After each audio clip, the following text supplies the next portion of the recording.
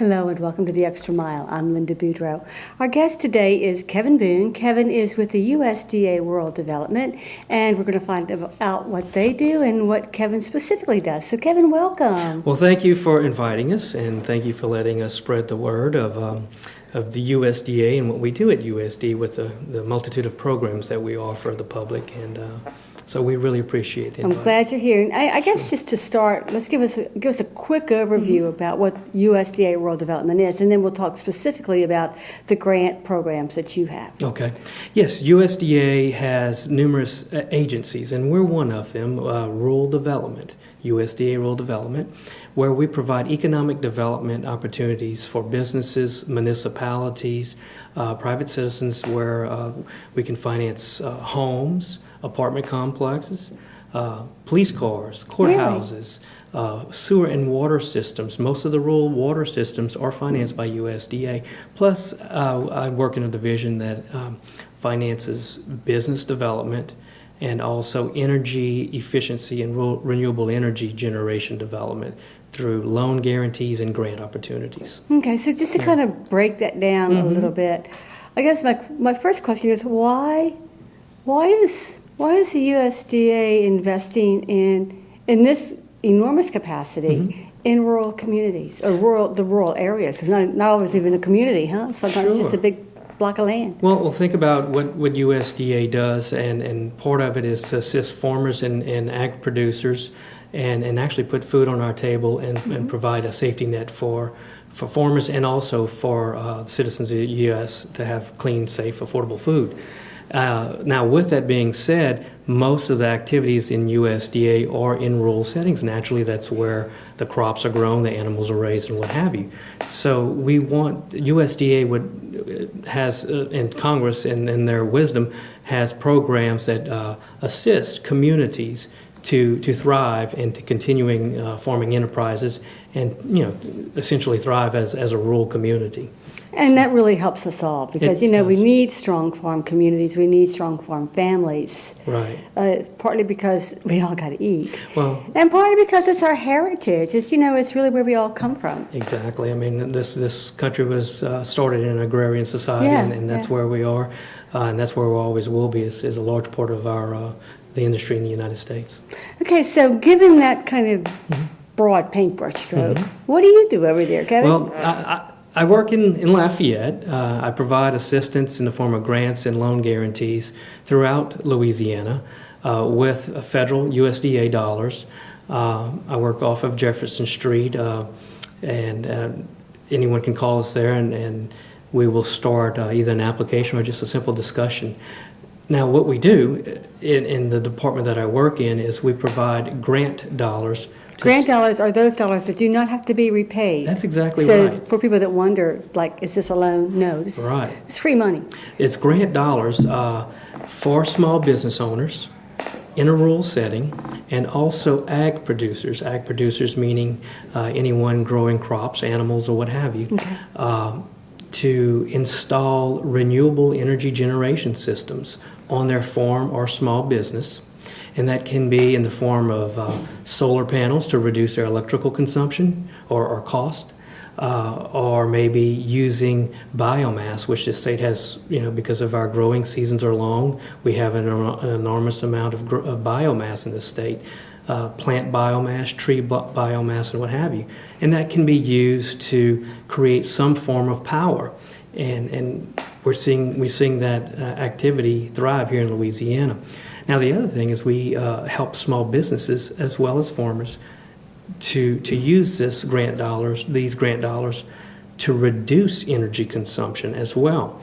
So let's say it's a small business in rural Louisiana that's manufacturing a widget or an item, and they have a process that they've been using for 20 years, but they know there's new technology that can reduce their energy consumption.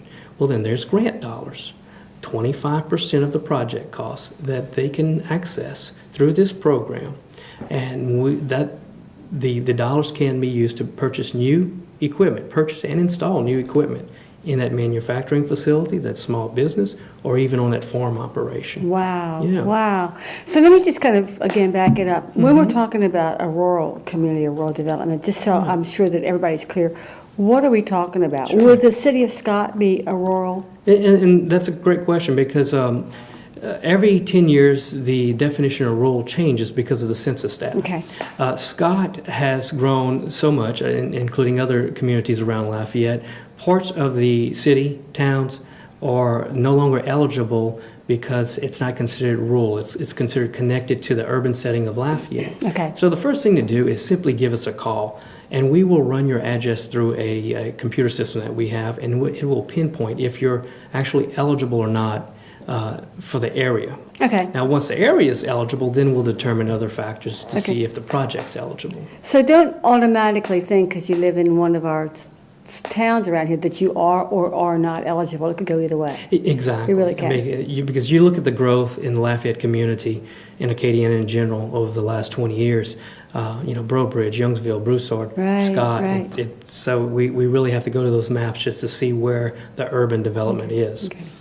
Yeah. I'm sitting here thinking, because you work statewide, right? I do. There's a lot of rural areas in Louisiana. I would think that people would be accessing this money hand over fist. You would think, and this program's been around for a while now, and we actually have data to show where most of the money is going through this program. This program's called the Rural Energy for America program. This is where the grant dollars come from. Most of the monies are going into the Midwest. Oh, ouch. And so we're trying to grab as many dollars as we can here in the South, here in Louisiana, here in Acadiana. Now, the thing is that the money's there.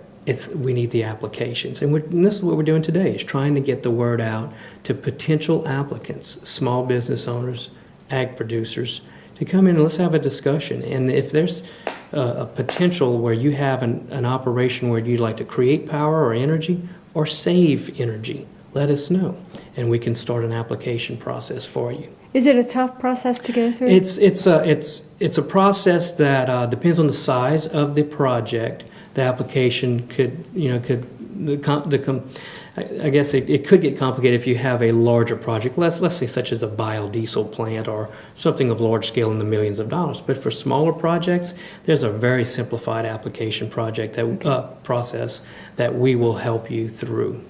We will sit down at the table with you and walk you through that application. Because this is one of those wonderful instances where you really want us to get the money, right? Right, exactly. It's not like we're trying to keep the money from you. Please come apply for the money. That is not the case. And, unfortunately, sometimes it seems that way with government forms and what have Yeah. you. But this is a program where we will actually sit down with you one-on-one, have that appointment at your home, your business, wherever, and we will meet with you to get that application to our office and compete for those dollars that are out there nationwide. Okay. I want to think now, kind of both strategically and creatively, about what kinds of things people could apply for. I mean, I want people to really start to look at what they do and see if maybe this would fit. That's right.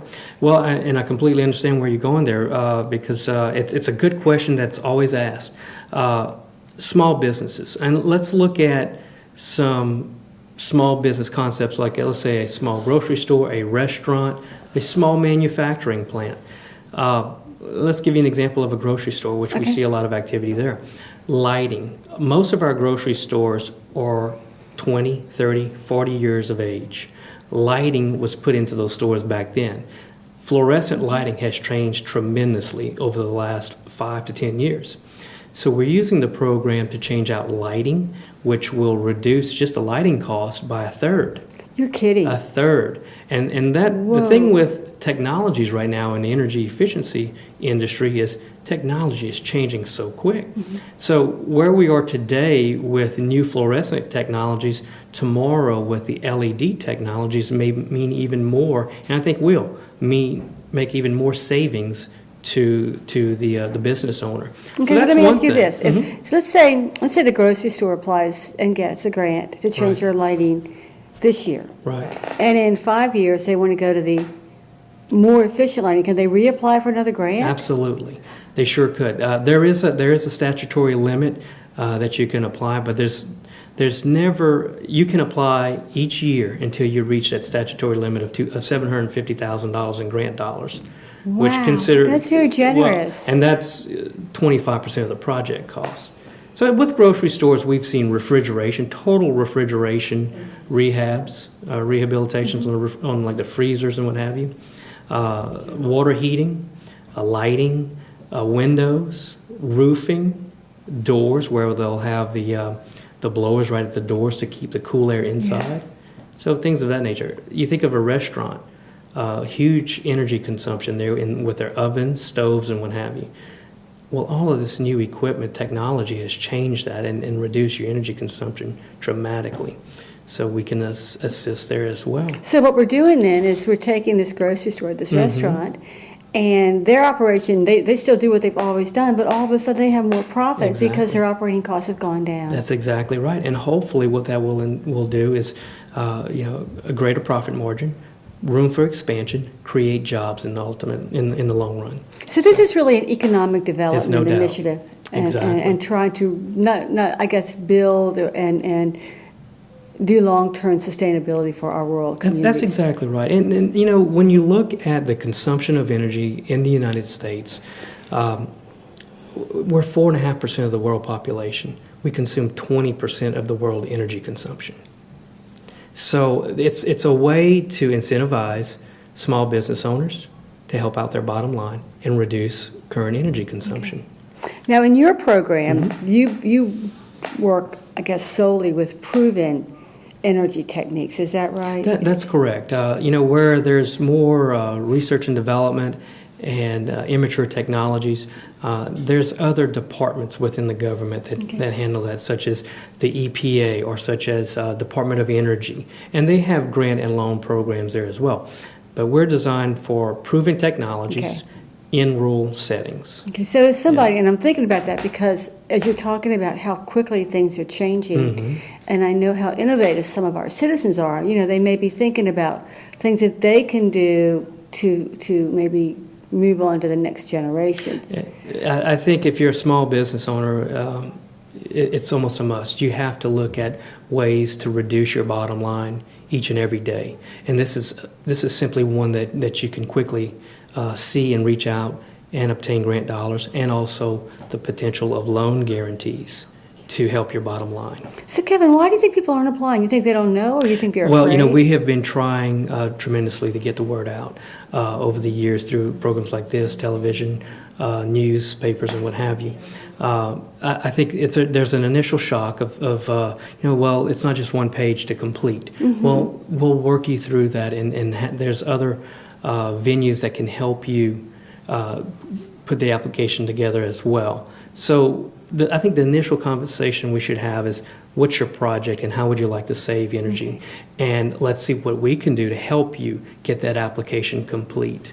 I get the feeling that even if somebody has an immature or not fully thought out idea, just in talking to you, they may be able to develop it, huh? Well, it's what we've been doing as well over the last, let's say, 5 to 8 years, is developing coalitions with nonprofit groups and universities to help spread that word and to be another point of resource to go to help small businesses and farmers obtain information and assist in application preparation. Now, we've formed coalitions with most of the major universities. UL Lafayette has a great alternative energy laboratory in Crowley and here on campus. They partnered with CLECO to build a facility in Crowley to study alternative energy and what have you, and also produce power. We have partnered with Louisiana Tech, with LSU. We've also partnered with Lafayette Economic Development Authority to create an alternative energy committee where a small business owner considering locating in Lafayette, or even an existing business, has an additional resource they can go to, not only for alternative energy questions, but for the myriad of programs that are out there within economic development through state and federal resources as well, and local. So over the last 5 to 8 years, we've been developing this, and it's been helping. But it's once we start seeing the domino effect, which we have in certain industries, we start seeing additional applications. Because And once somebody sees it really works. that it works. And then their friend wants to do it too. Exactly. I'll give you an example of that domino effect, and it's the solar industry. The solar industry took a little while to take off here in Louisiana. And look at However, all the Mr. Sunshine we've got. we are a great solar resource state. Yeah, we are. And the powers to be, the lawmakers in the state, decided to create an energy refund for solar water heating and also solar electricity generation.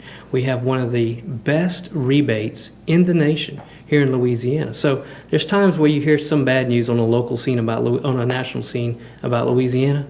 You know, there's always the positive that truly outweighs that. And Yeah. here's one of them, where the state will offer homeowners up to 50% of the cost back in the form of a tax rebate.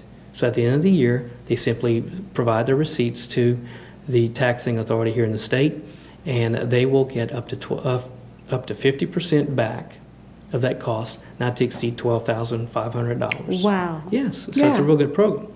Plus, they have a federal incentive as well that you can tack on to it. So that's one example of that domino effect, and hopefully it'll trickle down into where we will see additional applications, where we can grab some of that money down here in the state. See, I guess what I keep thinking is, let's say that, let's go back to the grocery store example again, and let's say that our owner wants to change refrigeration. But he's going to have to find out what's out there, Right. you know, and how to go about accessing all that. But those are the kinds of things that the coalition, I'm thinking, could kind of help him get his head around. That's exactly right, and that's why it's formed, because you have professionals from the university level, from industry level, from economic development level that will just sit down with that small business owner at a roundtable discussion and just hash out the details and provide information that will fast track a potential application. So you don't have to go make your phone call and know No. everything that you want to do and just put it all out there. You can That's you can right. really begin to explore. What about agriculture? Now we've talked about the Sure. small businesses, but what Right. about our growers? Yes, here in Louisiana, here in Acadiana specifically, we've been using this program for rice and crawfish farmers.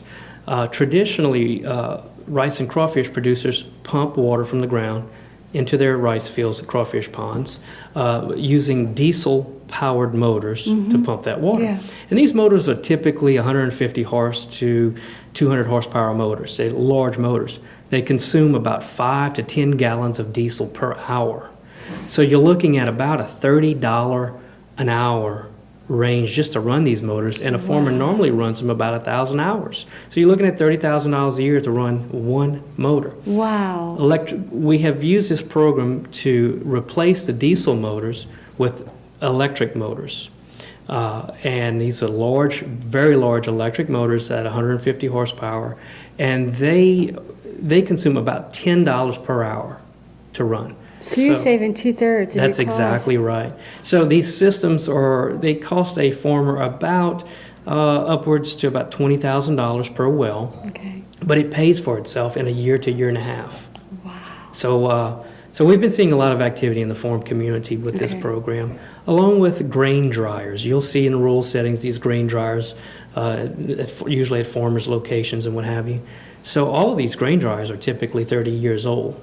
Yeah, I guess a lot of this equipment's getting old. It is, and it's just outdated Yeah. outdated technology, where we're starting to see new technology come on board to reduce energy consumption. So we're helping with that as well within the farm community. So the grain dryers are one. What about sugarcane industry? Yeah, Are they doing much? We don't see much activity with the program in the sugarcane industry. We've looked at the sugarcane mills because the mills have a lot of ag biomass left. They call it bagasse. So all of the mills have this excess material that they just can't get rid of. And we have looked at this program and haven't really utilized it to the scale that I'd like to see it yet, to take that waste and create some form of power other than what they're doing right now. They're using as much as they can to run their boiler systems. Sugarcane mills have been self-sufficient for 100 years, if not more, simply using all of the debris that they have from the crop. Because they do have a lot. They do. So we have, through USDA universities and investors, and along with the sugarcane mills, looked at creating additional electricity to put back on the grid. And that's happened already. And LaFouche Sugars is one sugarcane mill that is doing that. We have also assisted in financing a rice mill around Lake Charles area that is using rice hulls, burning rice hulls, and creating electricity and putting that back on the grid. Don't you just love it when you get to be a part of a team that's doing this just amazing I'm excited stuff? every day It's I like, wake this up and is say, so wonderful. Yes, it really is. It's I like the new technology. I like seeing things truly work the way they should, and it's when you look at our energy feedstock, our energy, where we get our energy from, and how we use it. I'm not sure. I don't think as a nation, we're looking at replacing petroleum or fossil fuel altogether. It's a very inexpensive source of energy. However, I think strategically as a nation, it's very smart to look at all sources because we don't know what the future holds in many, many different ways. So why not consider and help mature some of these technologies to the point that we can use all of the resources we have. Absolutely, and then resources can become specific to a locality. For example, like you said earlier, we don't have really a lot of wind here, right? But we have lots of sun. Exactly. So look at where you are and look at what you can do. I think you just sit right on the cusp with some really exciting work going on. It really is. In the last couple of minutes that we have, I want to go over again kind of what people would need to do if they want to find out more about the grant, and to encourage anyone that thinks that they may be eligible to call you and check it out. Well, what we've done over the years is we developed a website where we can help an applicant go directly to that website. There's a template that will walk you through the complete application process. And if we need to actually sit down one-on-one to discuss the application process, your project, or eligibility, we will do that. We noticed early on in this program that when we put an application on a table, it would never come back completed. Way too much. And there's a reason for that, because a small business owner is busy running their business. A farmer is busy doing what they have to do as well. So we invited a group of grant writers, known grant writers in the state. And we did mention that, here's a potential for you as a grant writer and for potential customers as well. We had a 2-day training seminar. So there is a trained staff of grant writers here in the state that will do it for free, for a low fee, and there are some that just are simply in the business of writing grants.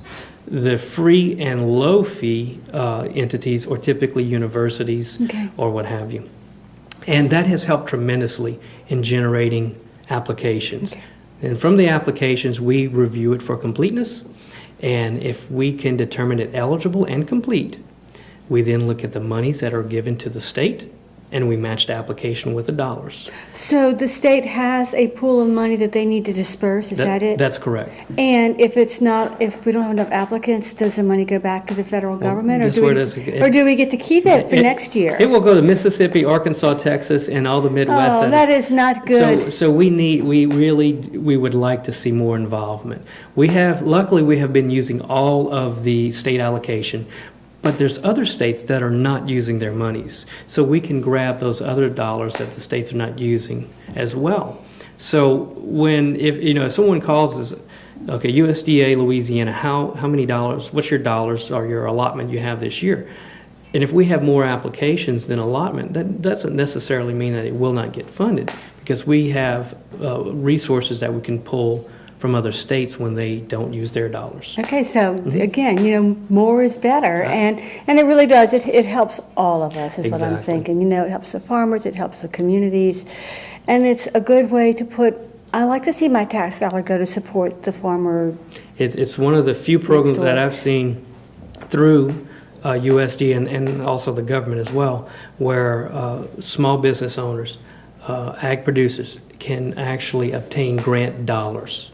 So, we've had even an alligator producer actually access dollars to heat the water in their alligator farm. So be Very- creative. oh, Kevin, we are out of time, yes. but there's Okay. so much that we can do. Thank you so much for Sure. being with us Sure, today. thank you for the We're going to invite. get you back because there's a lot going on over there. Thank you.